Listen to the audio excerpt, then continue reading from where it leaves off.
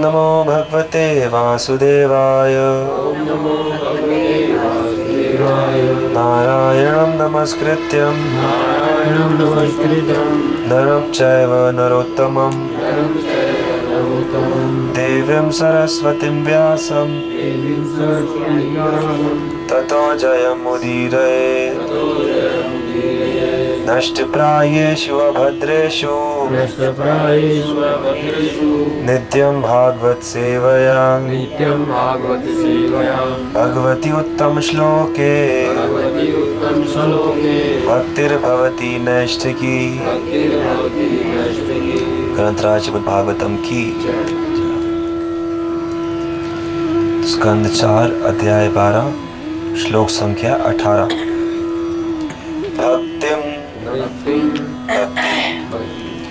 हरौ हरि में भगवती श्री भगवान प्रवहन निरंतर लगे रहकर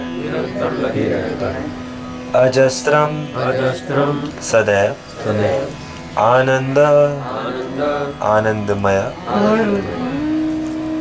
बाष्पकाल कलया आंसुओं की धारा से मुहुः बारंबार अर्ध्यमानः अभिभूत होकर विक्लिद्यमान द्रवित हृदयः उसका हृदय पुलक रोमांच आचित थका अंगः उसका शरीर नहीं आत्मानं शरीर अस्मरत स्मरण किया असौ वह इति इस प्रकार मुक्तलिंगः सूक्ष्म शरीर से मुक्त भक्तिं हरौ भगवती प्रहवन्नजस्रम्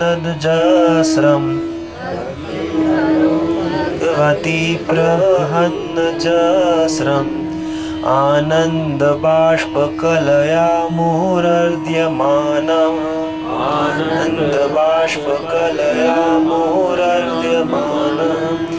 विक्लिद्यमान हृदयः पुलकाचितांगो विक्लिद्यमान हृदयः पुलकाचितांगो नात्मानमस्मरद आवस्विति मुक्तलिंगः स्मरद साविति मुक्तलिंगः। दिव्य आनंद के कारण उनके नेत्रों से सतत अश्रु बहने लगे। उनका हृदय द्रवित हो उठा और पूरे शरीर में कंपन तथा रोमांच हो आया। भक्ति की समाधि में पहुंचने से ध्रुव महाराज अपने शारीरिक अस्तित्व को पूर्णतः भूल गए और तुरंत ही भौतिक बंधन से मुक्त हो गए। तात्पर्य: निरंतर भक्ति में सेवा में लगे रहने से, जैसा कि नवदा भक्ति में संस्तुत है, श्रवण कीर्तन स्मरण अर्चन इत्यादि से भक्त के शरीर में विभिन्न लक्षण प्रकट होते। ये 8 शारीरिक परिवर्तन जिनसे पता चलता है कि भक्त अंदर से मुक्त हो चुका है, अष्ट सात्विक विकार कहलाते हैं। जब भक्त को अपने शरीर की रंच मात्र भी सुधि नहीं रह जाती तो समझना चाहिए कि वह मुक्त हो गया। वह शरीर में बद्ध नहीं रह जाता। यहाँ पर उदाहरण दिया जाता है कि जब नारियल पूरी तरह सूख जाता है तब बाह्य खोल से भीतर की गिरी विलग हो जाती है। सूखे नारियल को हिलाने से पता चलता है कि अंदर की गिरी बाहरी कोश या छिलके से लगी नहीं है। इसी प्रकार जब कोई भक्ति में पूर्ण रूप से लीन हो जाता है तब वह सूक्ष्म तथा स्थूल शरीर रूपी भौतिक छिलकों से सर्वथा विलग हो जाता है। ध्रुव महाराज को जीवन की यह अवस्था निरंतर भक्ति करते रहने से प्राप्त हो चुकी थी। उन्हें पहले ही महाभागवत कहा गया है, क्योंकि जब तक कोई महाभागवत अर्थात प्रथम कोटि का भक्त नहीं बन जाता तब तक ये लक्षण प्रकट नहीं होते। भगवान श्री चैतन्य में ये समस्त लक्षण प्रकट थे। ठाकुर हरिदास में भी ये लक्षण प्रकट थे और ऐसे अनेक शुद्ध भक्त हैं जिनमें ये लक्षण प्रकट रहते हैं। इनका अनुकरण नहीं किया जाना चाहिए, किंतु जब कोई सचमुच ही आगे बढ़ जाता है तो ये लक्षण प्रकट होते हैं। उस समय ये समझना चाहिए कि भक्त भौतिक रूप से मुक्त हो गया है। निसंदेह भक्ति प्रारंभ करते ही मुक्ति का मार्ग खुल जाता है। जिस प्रकार पेड़ से तोड़ा गया नारियल तुरंत सूखने लगता है, गिरी को खोल से विलक होने में कुछ समय अवश्य लगता है। इस श्लोक में एक महत्वपूर्ण शब्द आया है मुक्त लिंग। मुक्त का अर्थ है मुक्त और लिंग का अर्थ है सूक्ष्म शरीर। जब मनुष्य मरता है तो वह स्थूल शरीर को त्याग देता है, किंतु मन, बुद्धि तथा अहंकार तथा सूक्ष्म शरीर उसे नवीन शरीर में ले जाता है। इस शरीर में रहकर वही सूक्ष्म शरीर मनुष्य को मानसिक विकास के कारण जीवन की एक अवस्था से दूसरी में ले जाती है, यथा बाल्यावस्था से कुमार अवस्था में।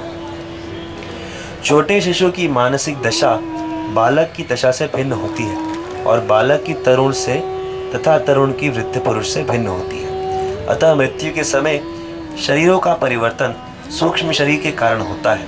मन, बुद्धि, अहंकार आत्मा को एक स्थूल शरीर से दूसरे में ले जाते हैं। यह आत्मा का देहांतरण कहलाता है, किंतु एक अन्य अवस्था भी होती है जब मनुष्य इस सूक्ष्म शरीर से भी मुक्त हो जाता है। उस समय जीवात्मा दिव्य या आध्यात्मिक जगत को स्थानांतरित होने हेतु पूर्ण रूपेण तैयार रहता है। ध्रुव महाराज के शारीरिक लक्षणों के वर्णन से पता चलता है कि वे आध्यात्मिक जगत यानी वैकुंठ धाम में स्थानांतरित होने हेतु पूर्ण रूप से उपयुक्त है। हम दैनिक जीवन में भी सूक्ष्म तथा स्थूल शरीर के बीच के अंतर का अनुभव कर सकते हैं। स्वप्न में मनुष्य का शरीर बिस्तर पर पड़ा रहता है, किंतु सूक्ष्म शरीर आत्मा अर्थात जीवात्मा को दूसरे परिवेश में ले जाता है, किंतु स्थूल शरीर को बनाए रखना होता है। इसलिए सूक्ष्म शरीर वापस चला आता है और स्थूल शरीर में पुनः बस जाता है। अतः मनुष्य को सूक्ष्म शरीर से भी स्वतंत्र होना पड़ता है। यह स्वतंत्रता मुक्त लिंग कहलाती है। तो यहाँ पर दो विषयों के बारे में प्रभुपाद जी विशेष रूप से चर्चा कर रहे हैं। पहला है जो अष्ट सात्विक विकार भक्तों के अंदर प्रकट होते हैं। तो इनको सात्विक विकार क्यों कहा गया? क्योंकि साधारणतः जो शरीर में विकार हैं वो रजोगुण और तमोगुण के कारण प्रकट होते हैं। जैसे कोई रोता है तो अधिकतर देखा जाता है कि सांसारिक कष्ट के कारण कोई आंसू बहाता है। किसी को डर लगता है तो ऐसा देखा जाता है कि उसका शरीर पीला पड़ जाता है। किसी को बहुत ज़ोर से धक्का लगता है, कोई मतलब मानसिक रूप से किसी का कोई प्रियजन चला गया या कुछ कष्ट हुआ, तो ऐसा देखा जाता है कि कुछ देर तक जीव स्तब्ध हो जाता है। तो इसलिए ये विकार है, ये शरीर में ऐसी चीज़ें हैं जिन्हें अच्छा नहीं माना जाता। शरीर में कंपन, ठंड लगती है तो कांपते हैं, डर लगता है तो कांपते हैं। तो अधिकतर ये विकार कैसे प्रकट होते हैं? रजोगुण और तमोगुण के कारण। यानी कि सामान्य संसार में ऐसे किसी लोगों को रोते हुए, स्तब्ध होते हुए, बेहोश होकर गिरते हुए, कोई बेहोश कब होता है? जब तमोगुण इतना व्याप्त हो गया, शरीर में न्यूट्रिशन नहीं है, मन बिल्कुल कमज़ोर पड़ गया तो बेहोश हो गया। तो ये विकार राजसिक तामसिक रूप में शरीर में प्रकट होते हैं। लेकिन जब भक्ति में बहुत ज़्यादा उन्नति कर जाता है तो कई बार ये, इसलिए इनको अष्ट सात्विक विकार यानी कि सात्विक विकार, सत्वगुण भी बहुत ज़्यादा बढ़ जाने से जब शुद्ध सत्व हो जाता है, भक्ति में बहुत उन्नत हो जाता है भक्त, तो कभी कभी ऐसे विकार उत्पन्न होते हैं कि भक्त अनायास ही रोने लगता है, आंसू झरने लगते हैं, वो रोक नहीं पाता। तो प्रभुपाद जी विशेष रूप से बता रहे हैं कि ऐसे लक्षणों का अनुकरण नहीं करना चाहिए। कई बार भक्त लोग जो है सोचते हैं कि हाँ, हमारे अंदर भी अगर ऐसे लक्षण आ रहे हैं या आ जाएं या हम ले आए तो शायद हम भक्ति में उन्नत हो जाएंगे, लेकिन ऐसे नहीं होता है। आचार्य बताते हैं कि इन लक्षणों को भक्त को दबाना चाहिए, और दबाने पर, रोकने पर भी जब ना रुके तो इसका मतलब कि वो भक्ति के कारण ऐसे प्रकट हो रहे हैं कि वो अब रुक नहीं रहे। तो इसमें कहा गया कि ऐसी स्थिति में जो हमारा शरीर सूक्ष्म और स्थूल है उससे परे आत्मा हो जाती है कुछ क्षणों के लिए, और आत्मा अपने आध्यात्मिक स्तर में आनंद का अनुभव कर रही है। तो कई बार लोग ढोंग करते हैं दिखाने के, जैसे यहाँ पर हरिदास ठाकुर का उदाहरण दिया। तुमने पहले भी इस उदाहरण की चर्चा की है कि हरिदास ठाकुर में इस प्रकार के विकार उत्पन्न होते थे, और एक बार एक जगह कीर्तन हो रहा था तो उन्होंने कीर्तन में नृत्य करने लगे तो स्वतः ऐसे विकार उत्पन्न होने लगे। तो जब विकार उत्पन्न हुए तो आसपास के लोग उनके चरण छूने लगे कि भाई ये तो बड़े कमाल के भक्त हैं, ऐसा नृत्य किया, ऐसा रोए और ऐसा भाव भगवान के प्रति है। तो वहीं पर एक दूसरे व्यक्ति खड़े थे जिनको लगा कि ये तो इनको बड़ी प्रशंसा मिल रही है, ऐसा नृत्य तो मैं भी कर सकता हूँ, रो तो मैं भी सकता हूँ। तो वो भी नाचने लगे ऐसे ही, और लेकिन उनके हाव भाव से ऐसा प्रकट हो रहा था कि वो पूरी तरह से भगवान की भक्ति में लीन नहीं है। तो जो कीर्तन करने वाले थे उन्होंने उन्हें रोक दिया और डांट दिया कि आप अनुकरण मत करो। तो इस तरह से ये जो लक्षण है ये तब प्रकट होते हैं जब धीरे धीरे भक्ति करते करते करते करते मन इतना प्रगाढ़ हो जाता है भगवत भाव में कि अब अपना कंट्रोल नहीं रहा। तो हमें भक्ति में पहले क्या सिखाते हैं कि कंट्रोल करो, मन को कंट्रोल करो, कंट्रोल करके भगवान में लगाओ, कंट्रोल करके भगवान में लगाओ। फिर भगवान के प्रति अगर कोई भाव आ भी रहा है तो उसे दुनिया के सामने प्रकट मत करो। अपने भगवत संबंधी जो भाव है उसे संसार के सामने प्रकट नहीं करना चाहिए, क्योंकि प्रकट करने से अगर उसमें हल्का सा भी ये भाव है कि प्रकट करने से सामने वाला मेरी प्रशंसा करे तो सारा का सारा जो भक्ति था वो सब ढोंग बन जाएगा, सब व्यर्थ हो जाएगा। तो इसीलिए अपने आप के भावों को हमेशा बचा के छुपा के रखना चाहिए। लेकिन उसके बाद एक ऐसी स्थिति भी आती है जब आप बचा ही नहीं पाओगे, आप रोक ही नहीं पाओगे, उसे कहते हैं अष्ट सात्विक विकार। तो ऐसी स्थिति आने तक मनुष्य को छुपा के रखना चाहिए। जब आ जाए फिर तो कोई क्या करे, फिर तो रुक ही नहीं पाएगा। तो इसलिए ये जो अष्ट सात्विक विकार है ये बहुत ऊंची स्थिति है। और जैसा उदाहरण दिया, नारियल का गोला अपने आप अलग हो जाता है, तो ये अपने आप भक्ति करते करते अपने आप ये स्थिति आती है कि आत्मा जो है वो शरीर और स्थूल शरीर से बिल्कुल विलग हो जाती है। और ऐसी स्थिति को मुक्त लिंग कहा गया। मुक्त लिंग यानी कि सूक्ष्म शरीर से भी आत्मा मुक्त हो चुकी है। क्योंकि सूक्ष्म शरीर क्या है, मन बुद्धि अहंकार भौतिक तत्व जो है वो हमें भौतिक भोग की भावना प्रदान करते हैं। क्योंकि मन बुद्धि अहंकार ये भौतिक है और जो चीज जैसी है वो उसके साथ चिपकती है। जो चीज जैसी है वो उसी के अनुरूप चीजों के साथ चिपकती है। तो क्योंकि ये मन बुद्धि अहंकार भौतिक है इसलिए बार बार ये इस भौतिक शरीर के साथ चिपकाता है।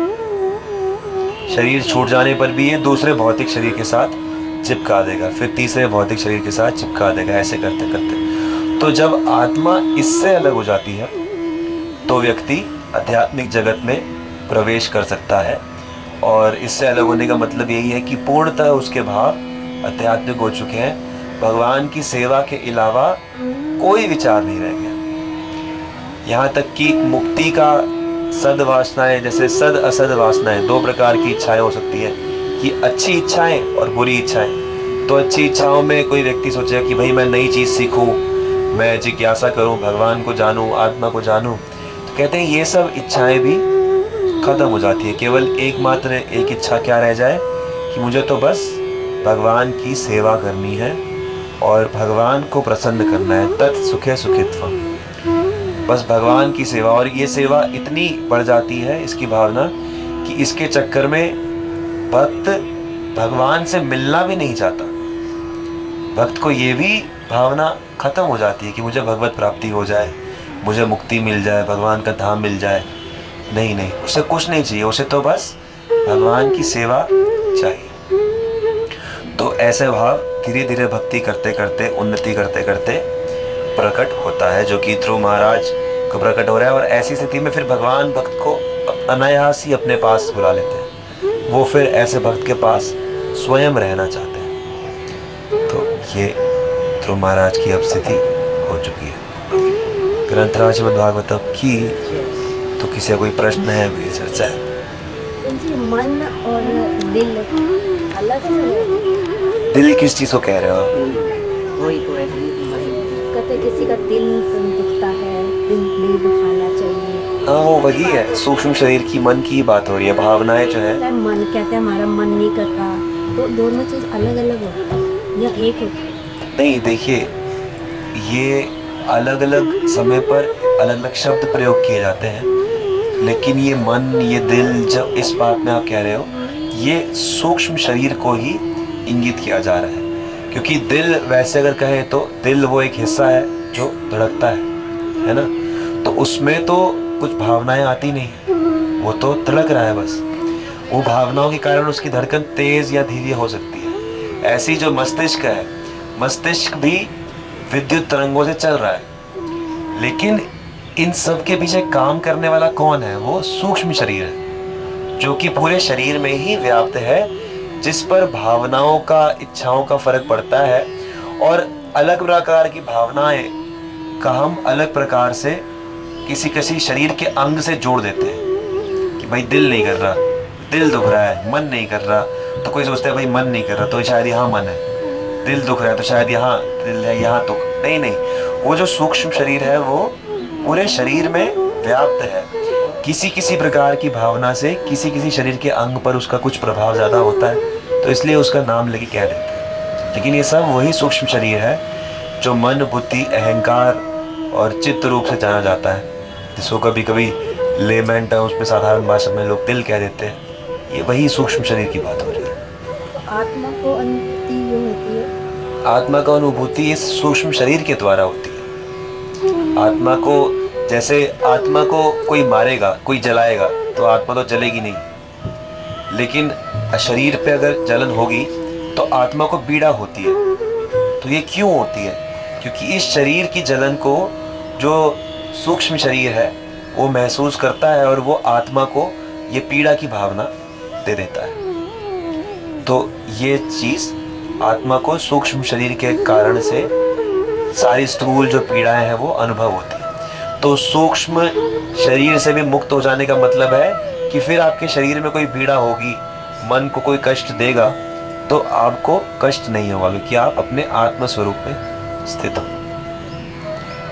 प्रभु जी, अगर शरीर की स्थिति ठीक नहीं है तो मतलब कि हम ना ही कोई सेवा जब कर ही नहीं सकते कंडीशन में, तो कि जैसे कि किसी की नींद पूरी हो रही है तो हमारा ध्यान लगता है कि पूरी बॉडी में रहते हैं। तो इसीलिए बहुत आवश्यक है कि हम लोग शरीर को, भगवान ने पहले ही कहा, युक्त आहार विहारस्य युक्त चेष्टस्य कर्मसु युक्त स्वप्नस्य बोधस्य योगी भवति दुःखः। योग करने के लिए, भक्ति करने के लिए बहुत आवश्यक है कि हम लोग समय पर सोएं, समय पर उठें, समय पर भोजन यानी प्रसाद ग्रहण करें, नियमित रूप से ग्रहण करें, युक्त रूप से आहार विहार यानी कि व्यायाम इत्यादि भी रखें, युक्त रूप से समाज में व्यवहार रखें। युक्त का मतलब क्या है? बिल्कुल बैलेंस, ना बहुत ज़्यादा ना बहुत कम। तो अगर ऐसा नहीं हो रहा है, हो पा रहा है, तो हम सबका ही कुछ कुछ गड़बड़ तो चल ही रहा है, कुछ ना कुछ होता रहता है। कभी बच्चों के कारण होता है, कभी व्यापार के कारण होता है, कभी काम के कारण होता है, तो वो चलता रहेगा। तो इसी में प्रयास करते हैं ना कि इसको कैसे बैलेंस किया जाए, इसको बैलेंस करने की कोशिश करते रहनी है। क्योंकि सच बात है, अगर शरीर ठीक नहीं होगा तो मन नहीं रहेगा भगवान। कई बार इसीलिए भक्त लोग कई बार इतने चिढ़ जाते हैं। कई बार ऐसा देखा गया है कि भक्त लोग बहुत उत्साह से जुड़ते हैं, लेकिन कुछ ही 1-2 साल में उनके मन में भक्ति की बहुत ही विपरीत भावनाएं पैदा होने लग जाती हैं। उसका कारण ये है कि शुरू में उन्होंने बहुत वेग से भक्ति की, शरीर का कई बार ध्यान नहीं रखा, ये ध्यान नहीं रखा कि मेरा बाकी मानसिक, शारीरिक, आर्थिक संतुलन ठीक है या नहीं है, और भक्ति में उन्नति उतनी उनकी हुई नहीं, उन्होंने इतना ध्यान नहीं दिया, और फिर वो उनमें वैसी ही भावना दोबारा आ जाती है कि अरे मेरा ये दिक्कत हो रही है, वो हो रहा है, ये हो रहा है, वो हो रहा है। फिर मन भक्ति को दोष देने लगते हैं कि भाई इसी के कारण से हो रहा है, ये गड़बड़ है।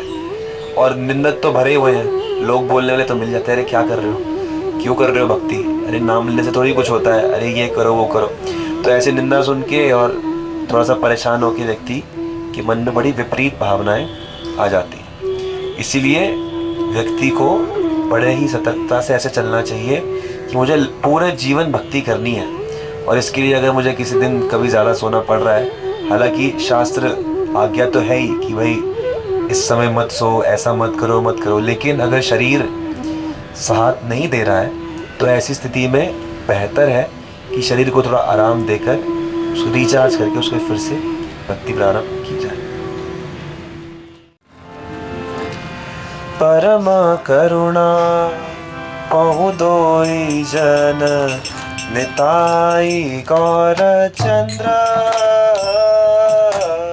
परम करुणा पहु दोई जन निताई गौर चंद्र। परम करुणा पहु दोई जन निताई गौर चंद्र। परम करुणा पहु दोई जन निताई गौर चंद्र। सब अवतार सार शिरोमणि केवल आनंद कंद। सब अवतार सार शिरोमणि केवल आनंद कंद। भजो भजो भाई चैतन्य निताई सुदृढ़ विश्वास कोरी। भजो भजो भाई चैतन्य निताई सुदृढ़ विश्वास कोरी। विषय छाड़िया शेर से माझिया मुखे बोलो हरि हरि। विषय छाड़िया शेर से माझिया मुखे बोलो हरि हरि। परम करुणा पहु दोई जन निताई गौर चंद्र। परम करुणा पहु दोई जन निताई गौर चंद्र। देखो रे भाई त्रिभुवने नाई ये मन दयाल दाता। देखो रे भाई त्रिभुवने नाई ये मन दयाल दाता। पशु पाखी झूरे पाषाण विधारे शूनि जार गुण गाथा। पशु पाखी झूरे पाषाण विधारे शूनि जार गुण गाथा।